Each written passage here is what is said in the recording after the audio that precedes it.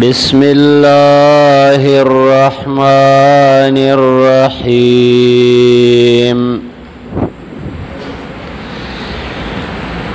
قل هو الله أحد الله الصمد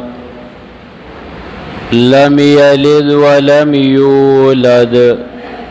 ولم يكن له كفوا أحد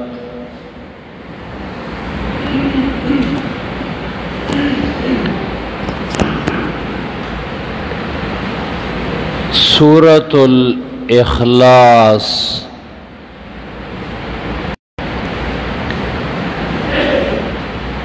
دا مخی سورت سره مناسبت داده چې الله پاک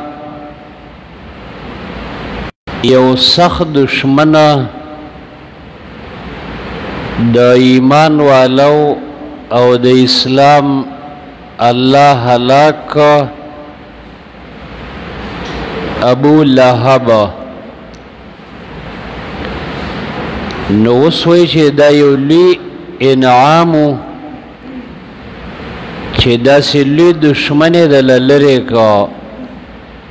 نو دغه انعام شکریه ادا کوي شکریه یې څه ده قل هو الله احد چې یو الله دی او د دغه یو الله توحید ومنئ دویمه مناسبت داده چې مخکې قرآن کې ډېر احکام الهیه ذکر شو او ډېر حکمتونه فواید او رازونه بیان شو نو دلته اوس وایي چې د هغه ټولو خلاصه د هغې بنیاد او اساس هغه څه دی هغه دې ته راګرځي چې الله یو دی سورة الاخلاص دا عقیده ومنه او دا سورت ویوه دا د ټولو خلاصه ده او بنیاد دی د دې سورت موضوع چې هغې ته دعوه وی معرفة الله تعالى بأسمائه وصفاته د الله رب العالمین معرفت په اسماء و صفاتو د الله پاک یعنی د الله معرفت او وحدانیت بیان کړي په ښایسته صفاتو د الله پاک سره چې راشي بندگانو الله پاک د داسې ښایسته صفاتو مالک دی بعضې وایي چې د صورت مقصد بیان د توحید دی او بجمیع طرق په ټولو طریقو سره یعنی کامل توحید بیان کړی د الله پاک اعلی شریک من نفی کړی ته نو ادنا شریک من نفی کړی نو مساوی شریک من نفی کړی د الله نه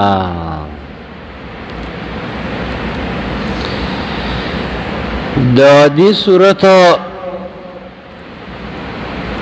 لږ شی مختصر وضاحت چې زمونږ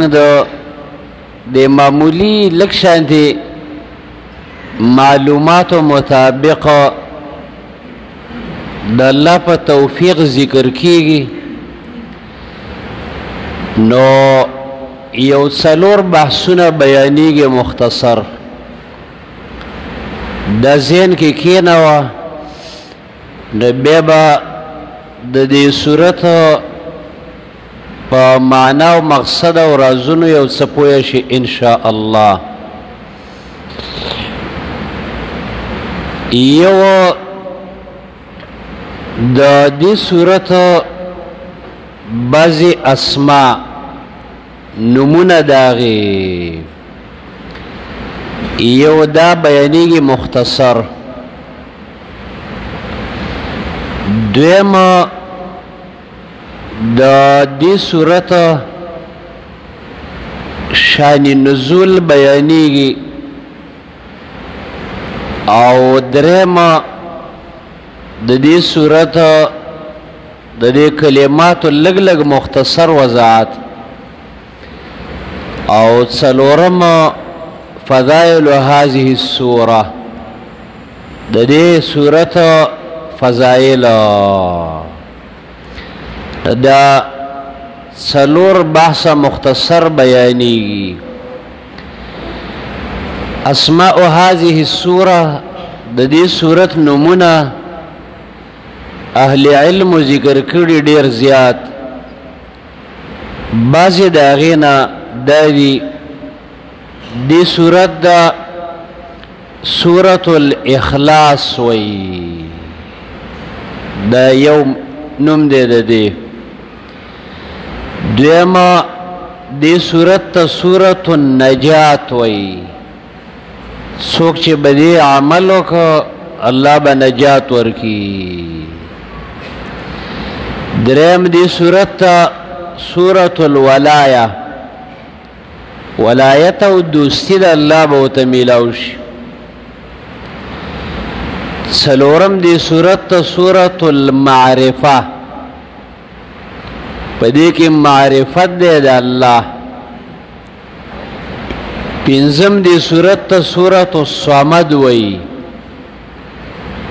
او شپږم دی صورت ته سورة الاساس بنیاد اوم دی ته سورة المغفرت د بخنی صورت او اتم دی ته سورة البراءت براءت پکې دی د ټولو مشرکانو نه بل نهم دی ته سورة المانعه وی او لسم دیتا سورة المذکرہ خبر را یادون کے بل دیتا سورة النور وی رنا دا پکے او بل دیتا سورة الانسان بل نم دی سورة سورة الایمان دی بل نم سورة التوحید نبلم دیتا سورة الجمال وی نبلم سورة المقشقشة او بلم سورة التجرید نبل سورة المعوذة او بل سورة التفرید او بل دیتا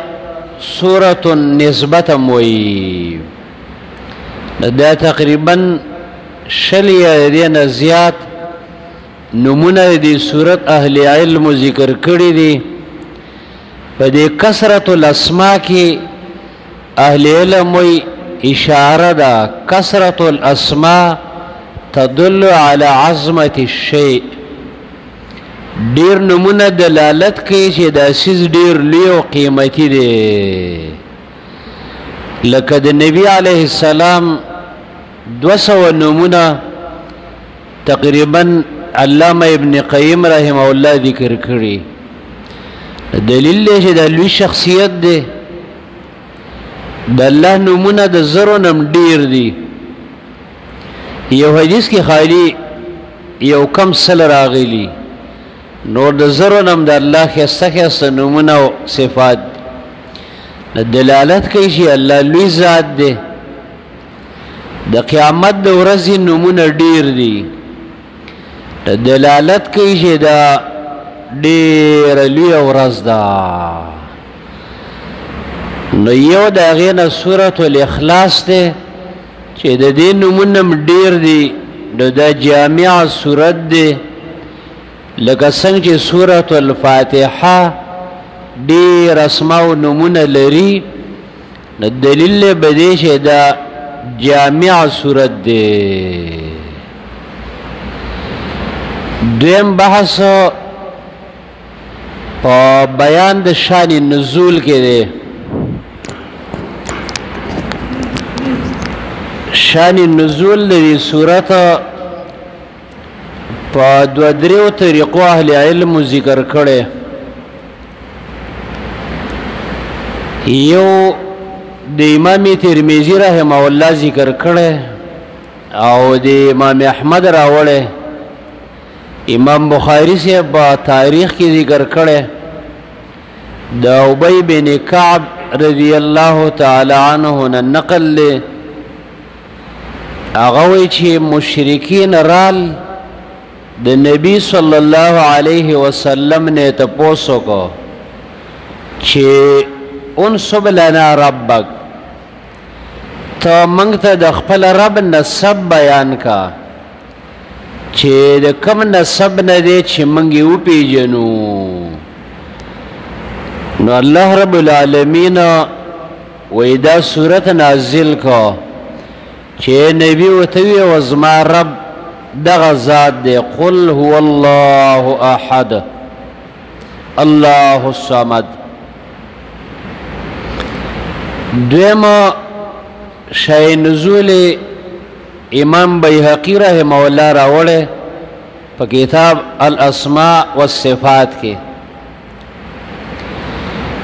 او ابن ابي حاتم ذکر کړي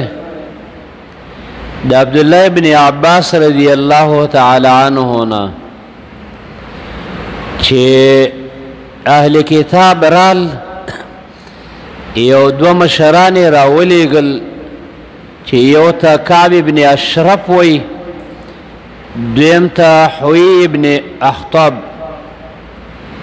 ندی ته پوسو کو چې صف لنا ربک لعلنا نؤمن بک منگ ته د خپل رب صفت او تعارف بیان کا شاید چې منگ پتا باندې ایمان راوړو. وی فنزلت دا صورت نازل شو. درم امد عبداللہ ابن عباس رضی اللہ تعالی عنہ نقل لے ابو صالح وی او دے فرائی بغوی راوڑے معالم التنزیل کی او دارگی تفسیر خازنہ زاد المسیر وغیرہ چه یو دو کسان نبی صلی الله علیه وسلم ترال چې د یو نوم دی عامر ابن طفیل او د دویم نوم دی اربد ابن ربیعه. نبی صلی الله علیه وسلم دی او فرمایل الی ما تدعونا الی ما تدعونا تمن سترا بلی کم ذات تا. نبی صلی اللہ علیہ وسلم فرمائل الى اللہ تعالی وحده یوازی یو اللہ تا. ندوی بیت پوسو کو چه صفه لنا منگتے بیانو کا ام من ذهب هو ام من فضه ام من حدید ام من خشب چې آیستا د عرب د سرو زرو جوړ دی د سپینو زرو نه جوړ دی که د وسپنې نه که نه د لرګي نه. نو دا صورت نازل شو چې جاهلانو بېوقوفانو دا ستاسو د بوتانو په شان نه دی چې د سرو سپینو لرګو نه جوړوئ. قل هو الله احد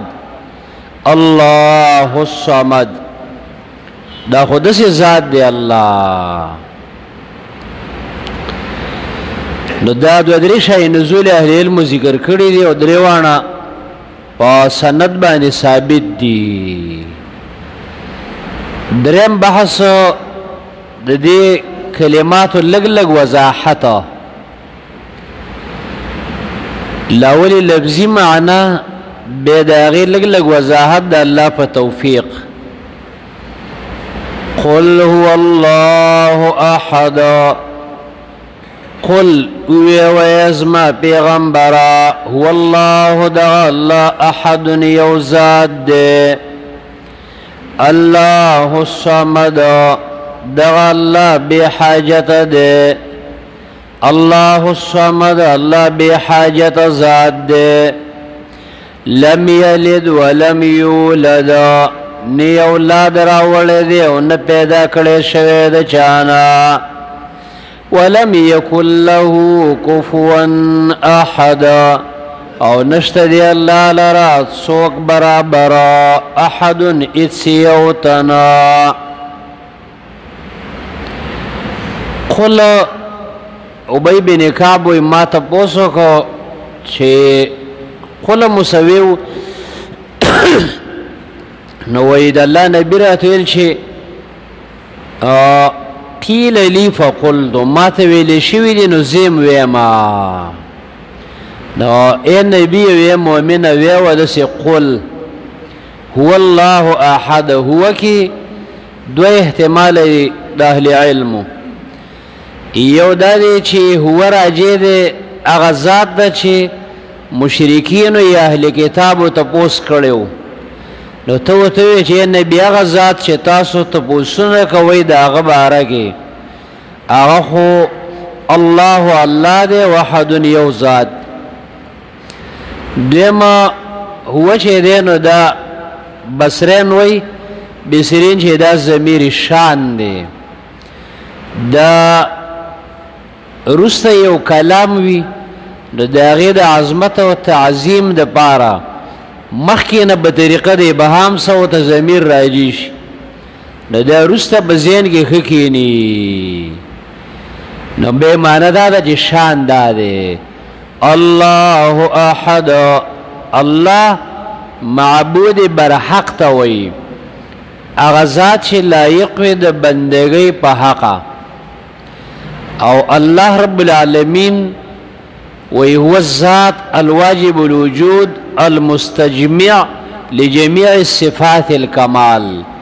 اغذات توچ الذات واجب الوجود دي المستجمع راجم کون کې دي لجميع صفات الكمال ټول صفات د کمال پکې راجم دي احد ایک یو ذات احد و واحد کې اهل علم وی فرق داده چې احد په عدد کې نه داخليږي سمانه یعنی د احد نرسته ثانی نه ویل کېږي او د واحد نرسته خلک وایي چې واحد یو والثاني والثالث دلیل به دی چې احد الله داسې ذات دی چې احد لا ثاني له نشته د هغه دویمه احد لا مثل له نشته د هغه مثله احد یو ذات لا يتبذع لا يتبعض اغا اجزا کیږي نه نیمیږي نه یو ذات دی الله الله الصمد الله اغا ذات دی چې به حاجت دی قانون په عربیت کې دا دی چې مخکې اسم ظاهر ذکر شي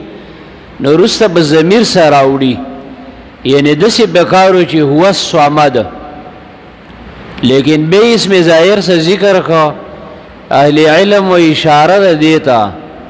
چې عام نمونه بار بار ذکر کې یا عام سیزونه سړی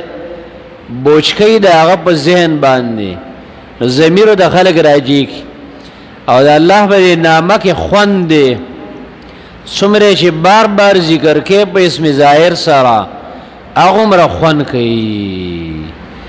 الله الصمد الله پاک صمد ذات دے صمد ډېرې معنی دي یو دو درې دي مقام سره مختصر شان دی هغه واوره صمد باندې الذي لا جوف له هغه چاته وای چې دا هغه ډډ نه خېټه ډډ خوراک دی ته اجت نه لري دیمه اهل علم صمد الذي يسمد اليه في الحوائج اغه ذات دې چې خلق هغه ته محتاج دي په حاجتونو کې درم صمد الذي کمل سودده هغه چاته وای چې داغه بادشاہي پوره ده داغه طاقت پوره ده داغه اختیار پوره ده څلورم بعضی وای چې صمد المستغني عن كل والمحتاج إليه كل واحد هغه مستغنی دی د ټول مخلوق نه او محتاج دی هغه ته هر یو کس هغه ته محتاج دی او الله پاک اچاته محتاج نه دی لم یلد ولم یولد لم یلد الله پاک اولاد نه دی راوړی د ملګری لګ را مخ کې شي نور کسان راځي د تختی را مخ کې دستنی تر اورسوي ځکه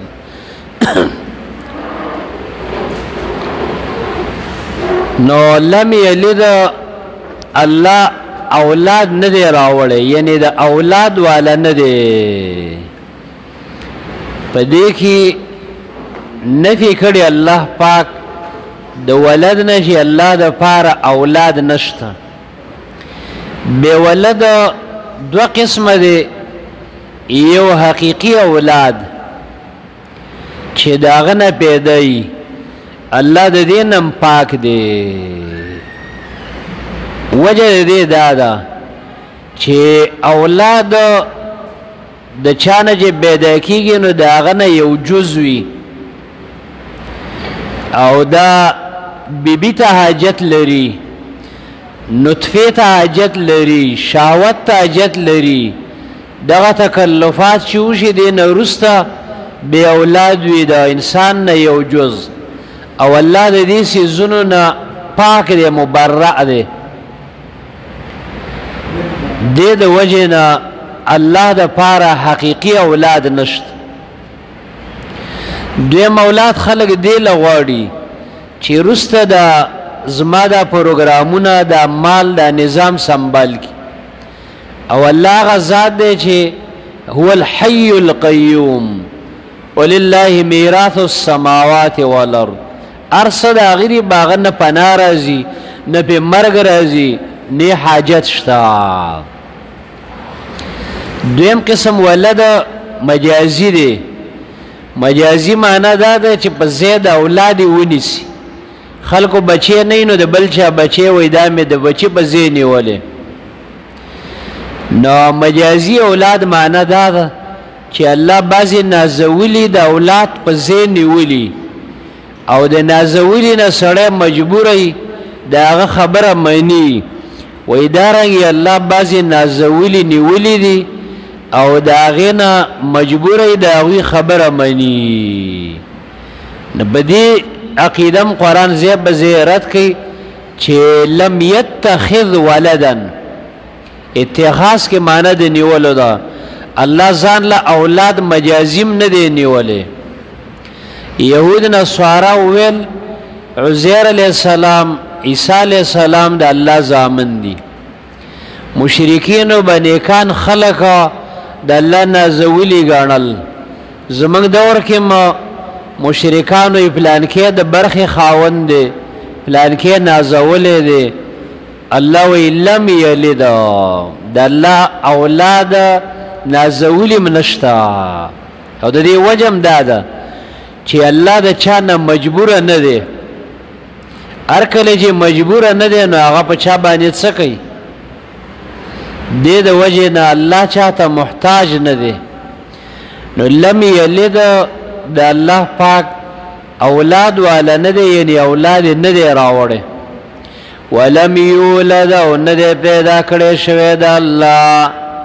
د بل چانم نه دی پیدا کړی شوی سمانه یعنی والد والا نه دی پلار منشتا پلار منشتا دی چې دا د هغه نه پیدایي او هغه نه مجبوري په عالم کې به داسې عقیده زموږ په دې علم کې نه راځي نشته چې داسې عقیده به هم د چایي چې الله د پاره به پلار ګڼي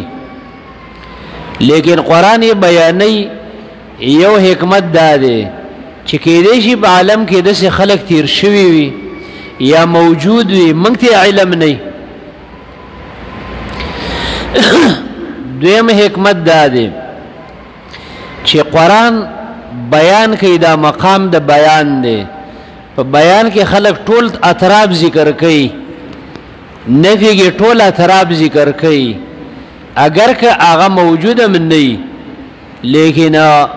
ذکر کیږي د پاره چې د الله عظمت او شان کارش دریم دا ده چې بعضو د پلار په شان دی لکه څنګه چې د پلار نه مجبور وي دغسې الله د پاره بعضو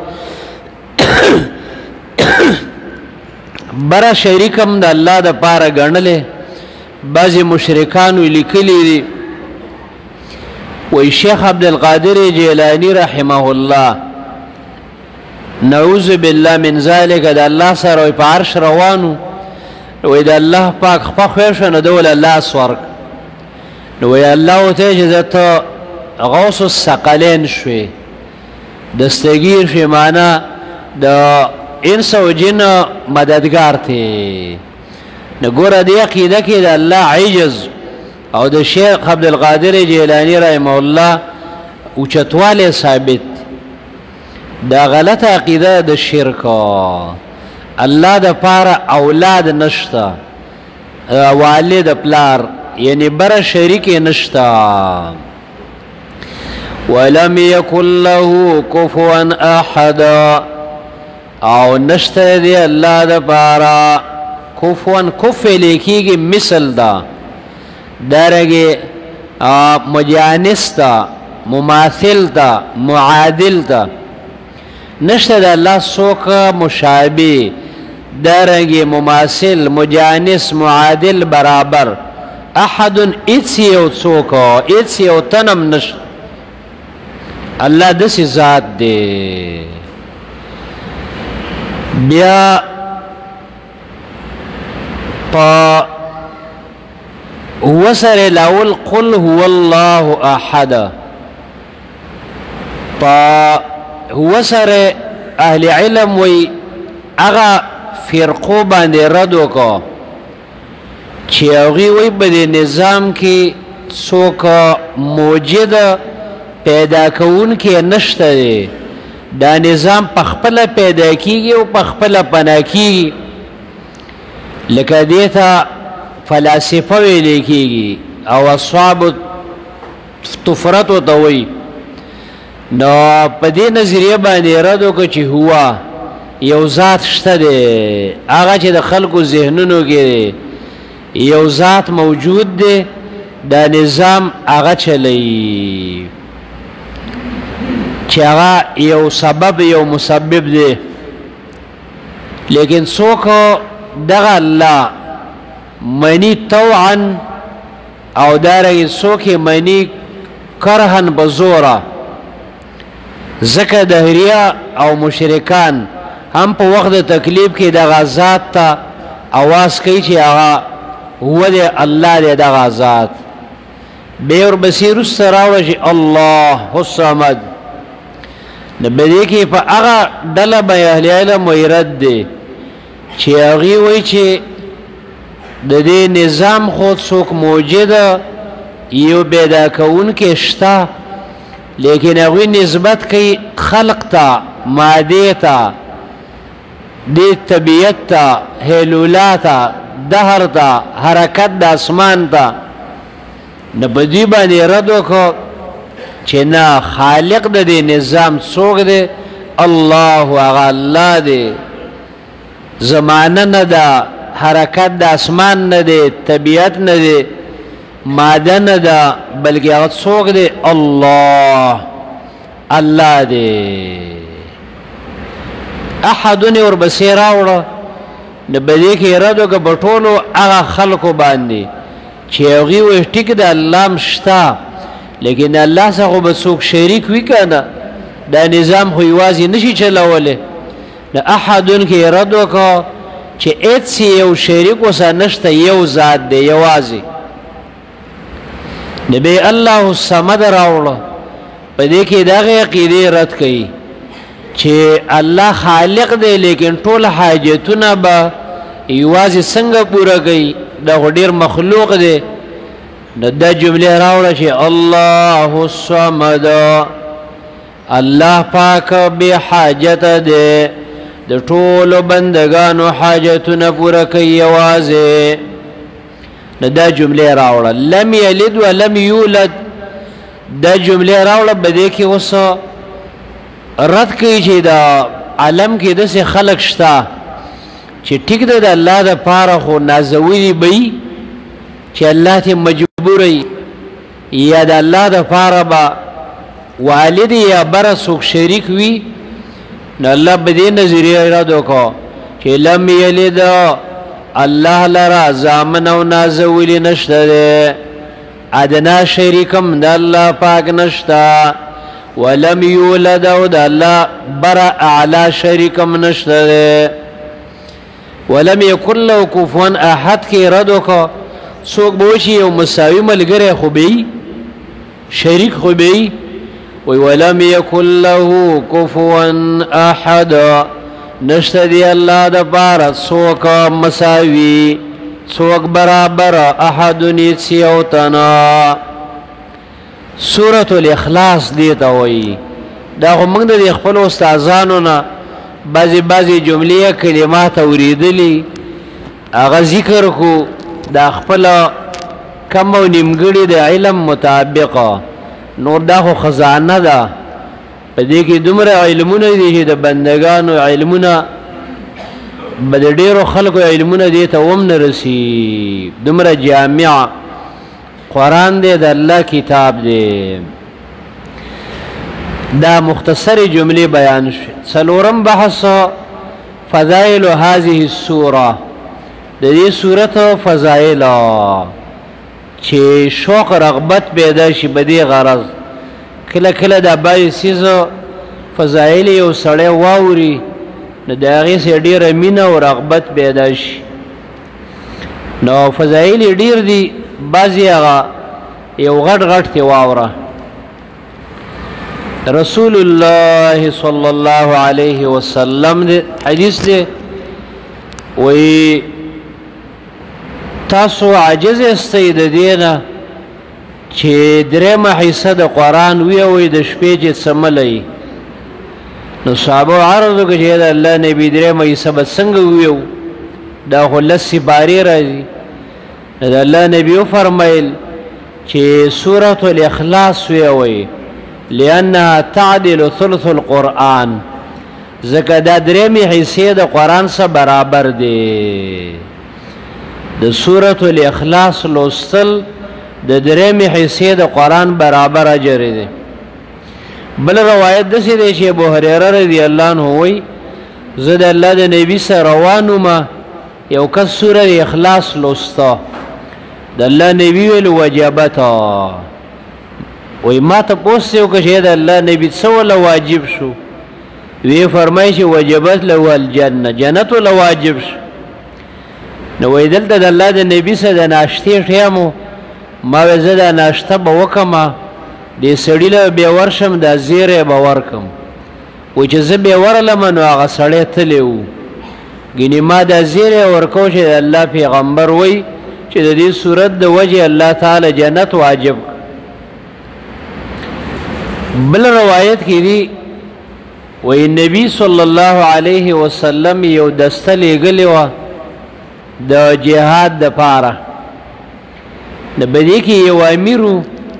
هغه به چې کله مونځ کاوه او د صورت به اخلاص کو نو د هر صورت نه وروسته به یختم بها په صورت الاخلاص به اختتام کاوه بیا به ورپسې وروسته دام ویو مثلا مانځه کې به د ولد دعاین امین نه بعد یو صورت ویو چې والضحى واللیل نو چې به اخلاص شو ورپسې به قل هو الله احد ویو دویم رکعت کې به یو صورت ویو بیا به اوس سوره اخلاص مرګره کو دا ملګرو ته دا کار ناشنا کاره شو خو څه ته ویلم نه امیرو نه چیرال الله نبی تی وی چې زمونږ امیر د څه کار کاو نو د الله نبی ته چې سألوه لأي شيء يصنع ذلك سألوه تپوس ته وکړي چې دا کار د ولې کاو ملګري ورله وی چې دا کار تا ولې دسې کاو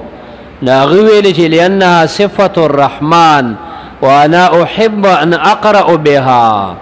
ځکه چې په دې کې د رحمان ذات صفتونه دي او زه دا خو خومه چې د رحمان ذات صفتونه بار بار ولولم د هغې څه زما محبت دی ملګري راله د الله نبي ته ویل چې خو داسې وایي نو د الله نبي ته چې اخبروه خبر ورله ورکئ چې ان الله تعالی یحبه الله تاسو مینه کوي بنده ته سورۃ الاخلاص کې د رحمان ذات صفتونه لولې مینه وسکه ته جواب ولوي سي چې رحمان ذات و تاسو مینه کوي بل روایت د څه ده چې دا صحیح روایت ده د مسجد قباء کې یو امامو ناغه چې بکله سوره فاتحه ویله نو اول به سوره اخلاص ویو به اوسبل سورت ملګری به دویم رکعت کې د سکاو نو دې ملګرو ته ویل چې لکه دا څه کې د سمکوا ناغه ویل چې امدغه سیده ته ویمه که امامتی را باندې کوي خو صحیح ده کني کوي ځان لغم وکي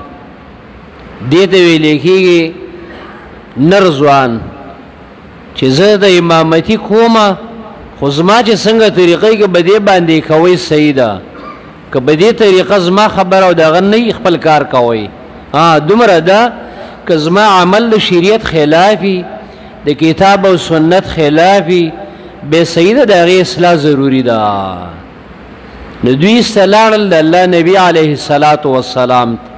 ځکه عقلمن خلک دي لانجه نه جوړي شر نه جوړي مشر للاشي کینی چې را دا سړی داسې عمل کوي خدا عقلمن خلکو هوښیارو نو د الله نبی علیه السلام تپوس وکړه چې ته دا کار ولې کې دا ملګري پې خفه دي نو هغې ویل چې یا د الله نبي زه دې صورت سره محبت لرم انی احبها دې سمینه لرم نو ځکه هر وخت کې بګې ویم نو د الله نبي ورته چې حبک ایاها ادخلک الجنه د دې صورت محبت ته جنت ته داخل کړي څه معنی یعنې دا دومره ښایسته صورت دی چې ستا او سمینه ده نو د دې په وجه باندې ته الله پاک جنت ته داخل کړي دې د وجه نه اهل علم دی عوامو ته دا صورت خودلیو چې دا په مانځه کې وی سورۃ الاخلاص ځکه جامع صورت دی لیکن د دې دا معنی نه د اهل علم وی چې ته به نور صورتونه نه یادې نه نور صورتونه به ورسره یادې دې دپاره چې ډیر قرآن دی مختلف صورتونه یادي او د هغې په وجه باندې ستا مانځه کې خشوع مزه او لذت پیدا شي نو ورسره نور صورتونه یادول ضروری دي دا څلور بحثونه مختصر بیان شو د سورۃ الاخلاص متعلقه